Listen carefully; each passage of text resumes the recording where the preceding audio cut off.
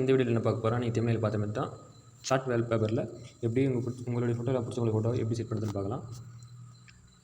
ஒரு contact wall for எக்ஸாம்பிளுக்கு இதுமாரி உங்கள் அம்மான்னு போட்டிருக்காங்க, சேவ் பண்ணி வச்சுருக்கேன். அம்மான்னு போட்டிருந்தால் அவங்க அம்மா ஃபோட்டோ மட்டும் போட்டு தனித்தனியாக சேவ் பண்ணி வச்சுக்கலாம். அப்படி இல்லை காமனாக எல்லாருக்கும் ஒரே ஃபோட்டோ வச்சுக்கினாலும் வச்சுக்கலாம். எப்படி வைக்கிறதுன்னு பார்க்கலாம் வாங்க. ஃபஸ்ட்டு வந்து எல்லாருக்கும் காமனாக இருக்கிற ஃபோட்டோ எப்படி செட் பண்ணுறதுன்னு பார்க்கலாம். பேக் வந்துருங்க. பேக் வந்துட்டு மேலே 3 டாட் மாரி இருக்கும், அதுமாதிரி கிளிக் பண்ணுங்கள். கிளிக் பண்ணிட்டு லாஸ்ட்டாக செட்டிங்ஸ் இருக்கும், அதுமாதிரி கிளிக் பண்ணுங்கள். கிளிக் பண்ணிட்டு ஃபிஃப்த் ஒரு ஆப்ஷன் இருக்கும், சேட்ஸ்னு இருக்கும், அதுமாதிரி கிளிக் பண்ணுங்கள். கிளிக் பண்ணிட்டு இங்கே மேலே வந்து தீம் லைட்டு அப்புறம் டார்க்னு இருக்கும். டார்க் கொடுத்தா பிளாக் வந்துடும். அதேமாரி லைட்னு கொடுத்தா ஒயிட்டாக மாறிடும். உங்களுக்கு பிடிச்சதுமாரி வச்சுக்கின்னு அதுக்கப்புறம் டிஃபால்ட் சேட் தீம்னு இருக்கும், அதுமாதிரி கிளிக் பண்ணுங்கள்.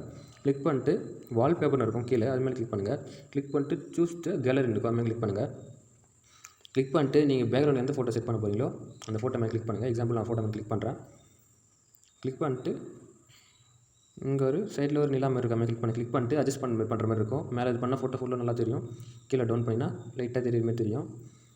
உங்களுக்கு வேணுற அளவுக்கு அட்ஜஸ்ட்மெண்ட் பண்ணிவிட்டு எங்கள் சைடில் கலர் இருக்கும், கிளிக் பண்ணிட்டு சேட் வந்து எந்த கலர் வேணுமோ அந்த கலர் சேஞ்ச் பண்ணிக்கலாம், வேணுற கலரு.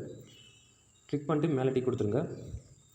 அதே நோ டைம் டிக் கொடுத்துருங்க. டிக் கொடுத்துட்டு அவ்வளோதான். சேட் டைம்ஸ் வந்து எல்லாத்துக்கும் சேஞ்ச் ஆகிடும்.